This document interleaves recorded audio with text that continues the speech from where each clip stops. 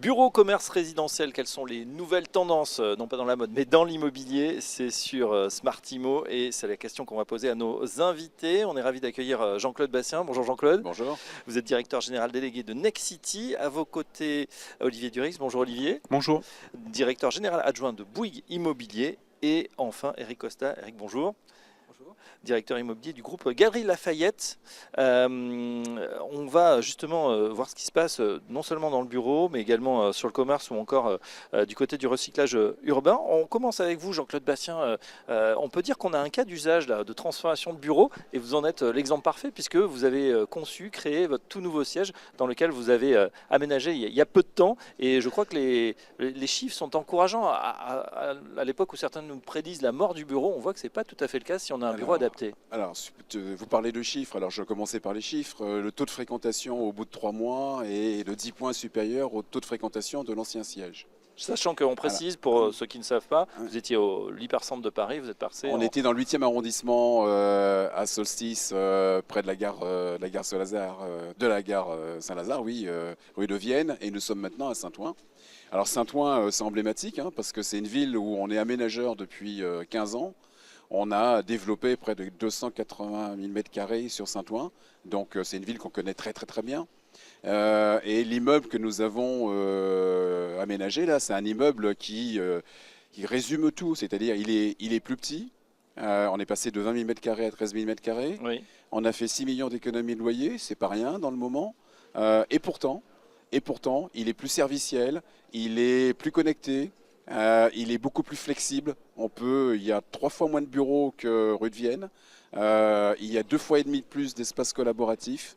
On peut travailler de partout. Il est full Wi-Fi, full téléphonie. Et les collaborateurs travaillent vraiment de partout. Et vous me disiez effectivement que même des jours où, on le sait, des jours de télétravail, le lundi et le vendredi, il y a une participation supplémentaire. Oui, absolument. On a, comme partout, effectivement, une baisse le lundi et le vendredi, mais la baisse est moins importante que ce qu'on constatait dans le cadre du précédent siège. Ça veut dire que quand c'est bien conçu, construit, aménagé, les salariés le ça bureau, emporte l'adhésion. bah oui, parce que le bureau reste un lieu de production. Donc pour que les gens produisent efficacement, il faut repenser les lieux pour les accompagner sur tout le moment de la journée, pour qu'à chaque moment de la journée, les lieux leur permettent de travailler correctement, collectivement, pour produire, parce que c'est pour ça qu'on les paye. On ne les paye pas juste pour venir au bureau. Effectivement, c'est bien de le rappeler. Olivier Durix, justement, on s'intéresse avec vous chez Bouygues Immobilier au recyclage urbain. Là aussi, on sait qu'il va falloir transformer cette ville et certains actifs désuets. Je crois que là aussi, vous avez des exemples sur cette tendance qui monte de... Certains disent réversibilité ou de recyclage urbain. Oui, recyclage, c'est vrai que le terme est peut-être étonnant. C'est certainement de la transformation, pour le coup, d'usage, changement d'usage d'actifs tertiaires. On travaille beaucoup avec nos amis de la Poste Immobilier. Pour le coup, on a créé un portefeuille de transformation d'anciens bureaux de poste en résidence senior. Donc on ramène en centre-ville des gens, des seniors qui ont besoin d'être en proximité des lieux de commerce et de services publics. Donc ça, c'est quelque chose qui est très important pour nous, qui est très important pour les élus locaux qui voient revenir une population qui fuyait un peu les centres-villes. Donc on a fait ça à Châteauroux, en plus dans des bâtiments qui sont souvent emblématiques d'une période et qu'on conserve. PTT, Oui, pour certains, effectivement, sur le fronton, mais pas tous. Et puis quelque chose qui est plus aujourd'hui transformant, c'est vraiment lié à la transformation aussi des modes de consommation. On voit beaucoup d'anciens grands supermarchés se vider, parfois changer de main. Et nous, c'est quelque chose qu'on suit de près. On fait une grosse transformation à Toulouse sur un ancien géant casino, par exemple, mais pas que. Voilà, nous, c'est des modèles aussi économiques qui vont avec, qui nous intéressent, et comment on adresse une population qui va venir reconsommer et ramener de la vie en centre-ville. Ouais, alors justement, c'est vrai que c'est une problématique que vous connaissez bien. Là aussi, transformation dans le commerce, ça va à toute vitesse, un peu comme la mort du bureau. Certains prédisaient la mort du commerce avec l'e-commerce notamment. Vous prouvez chez Galeries Lafayette qu'il n'en est rien. C'est-à-dire que l'e-commerce, effectivement, a bouleversé totalement la façon de consommer et à partir du moment où on peut rester chez soi et acheter des produits qu'on peut trouver en magasin, il fallait qu'on trouve des réponses pour à la fois leur offrir ce service-là à nos clients, mais aussi leur donner envie de revenir dans les magasins physiques. Et donc la praticité suffisait pas et on a considéré que le shopping en magasin, il fallait l'appréhender comme une activité de loisir en réalité. Et donc prendre des codes architecturaux de loisirs. Quelles sont les bonnes raisons pour lesquelles Oui. on sort de chez soi? Il y en a une dizaine, donc les agréger autour de nous. Quelles sont les raisons pour lesquelles on va acheter de la mode? Et ça, on a constaté que ça correspondait à un besoin d'optimisme. Et donc, comment on fait pour produire de l'optimisme et créer des lieux qui donnent envie de venir, qui produisent de l'optimisme? Et puis, le dernier facteur qui est l'anecdote que je citais tout à l'heure, pourquoi est-ce qu'aujourd'hui on appuie sur le bouton de la fermeture, de fermeture des portes des ascenseurs alors qu'il y a 15 ans personne ne s'en servait et qu'aujourd'hui c'est le bouton le plus appuyé? C'est pour ça, ce sentiment, ce rapport au temps que le digital a modifié, ce sentiment d'urgence permanent, bah, c'est du stress en réalité. Donc il faut aussi qu'on intègre le fait de réduire le niveau de stress, donc de stimulation dans nos lieux de commerce. Donc bonne raison de venir, produire de l'optimisme et réduire le niveau de stress. Et ça, c'est les réponses qui permettent de donner envie à des clients de venir et de revenir plus souvent. Et c'est vrai qu'il y a des analogies avec le bureau. On crée des lieux vraiment, cette fois, de vie, comme on a pendant longtemps, on l'a dit, mais cette fois, il faut le faire vraiment. Et vous parlez de gestes architecturaux, c'est quoi par exemple? Comment on aménage? Bah, c'est casser les codes architecturaux des lieux de commerce du 20e. Hein, parce que une place centrale, un maquis boucle auto, une juxtaposition de boutiques qu'on appelle des cellules, parce que conceptuellement, ces schémas directeurs qu'on va retrouver dans les couvents, dans les prisons, c'est une logique d'enfermement. Oui. Bon, bah, ces logiques-là, il faut les casser, donc il faut s'ouvrir au sens propre comme au sens figuré, faire entrer la lumière et créer une relation avec l'environnement autour de nous. C'est là qu'on revient à cette notion d'écosystème et de fait que les différentes composantes de la ville doivent être en relation. Et pardonnez-moi, mais on peut le faire dans n'importe quel lieu parce qu'on pense à vos bâtiments assez emblématiques où on n'a peut-être pas des ouvertures sur chaque côté. Justement, faut décloisonner, comment on fait? On fait des ouvertures. On ouvre littéralement et on crée des extensions et on crée on fait rentrer la lumière et on crée aussi des liaisons avec l'environnement autour de nous. Oui, effectivement. Jean-Claude Bastien, justement, on revient au bureau, là, le bureau de demain. Enfin, il y a peut-être d'autres transformations des usages sur lesquels vous travaillez. Pour vous, qu'est-ce que ça va donner demain? Quelles vont être ces nouvelles transformations, ces nouveaux défis qui vous attendent? Ces nouvelles transformations, c'est s'adapter à la demande des clients. On en a parlé pour le bureau tout à l'heure. C'est vrai aussi dans le résidentiel. Il y a besoin de flexibilité des espaces, il y a besoin de personnalisation des espaces.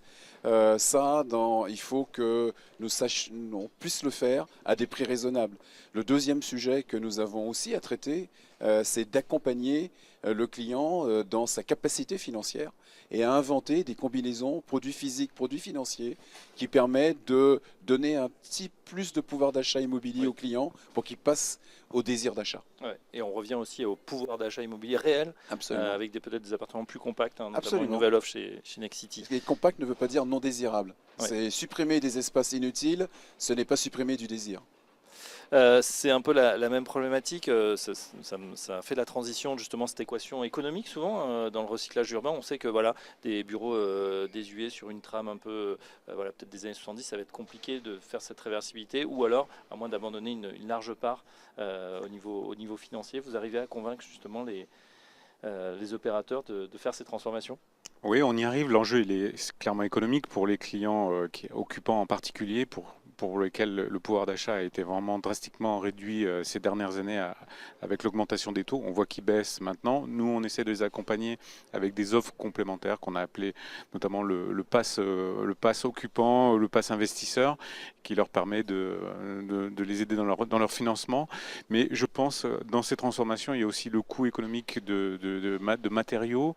C'est vrai que la rénovation et la réhabilitation est souvent plus chère que la création de neuf, mais néanmoins, on arrive sur certains sites, je pense, je cite beaucoup de projets, mais à rue Serpenoise à Metz, la transformation des bureaux du printemps en logement, on a trouvé cette équation économique et qui a permis, pour le coup, d'un bâtiment unique, vraiment emblématique de la ville de Metz, de faire du logement, et on trouve manifestement des acquéreurs. Donc l'équation, elle n'est pas toujours simple, mais quand les lieux s'y prêtent, on la trouve. Ouais, c'est vrai que c'est pas toujours évident d'avoir ces lieux de commerce qui sont très attaqués. Alors pour le coup, c'est relié à l'actu, on en parle beaucoup en ce moment.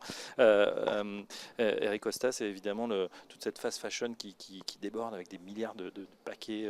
Je crois que c'est le premier vendeur actuellement, en tout cas en termes de mode. Comment on résiste à cette invasion? Comment on retrouve du désir et du désir physique d'aller en magasin?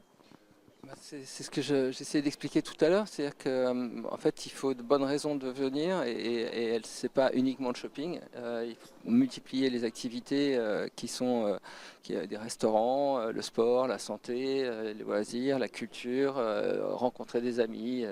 Voilà. Et c'est tout ça, toutes ces activités qu'il faut qu'on agrège autour de nous, où on va être moins dans un modèle transactionnel en essayant justement sur la fast fashion d'offrir le prix le plus bas, etc. Là, va proposer en fait un modèle un peu plus dans la relation. C'est une logique de place de marché Non, voilà, c'est une village. logique, c'est une logique encore une fois de lieu de vie et c'est un mot enfin c'est un terme qui a été galvaudé pendant des années parce qu'on parlait de lieu de vie mais on ne créait pas réellement de vrais lieux de vie, tandis que maintenant chaque composante doit en tant que telle être une bonne raison de venir. Donc par exemple, je prends un exemple tout bête, les restaurants pendant très longtemps dans les centres commerciaux ou dans les grands magasins, personne ne réservait parce que c'était médiocre et que c'était là parce qu'il y avait des flux et qu'ils profitaient des flux d'une certaine manière. Aujourd'hui, un restaurant, il faut que ce soit en tant que tel une destination. Chaque composant doit devenir en tant que tel une destination. Il faut créer le désir. Ça veut dire une montée en gamme aussi peut-être? Pas nécessairement, parce que ça c'est vrai dans certains centres-villes où effectivement la restriction de circulation fait qu'il y a de la montée en gamme, mais là il s'agit en tout cas pour nous, l'ADN des Galeries Lafayette, c'est vraiment, il y a du luxe, mais il y a toujours de l'accessible, ça reste des magasins qui sont accessibles à tous. Voilà ce qu'on pouvait dire sur cette révolution des usages, ou en tout cas cette évolution. Merci à tous les trois, nos DG, Jean-Claude Bastien pour Nexity, et Eric Costa pour Galeries Lafayette et Olivier Durix pour Bouygues Immobilier. À très bientôt, messieurs, sur Smart Immo.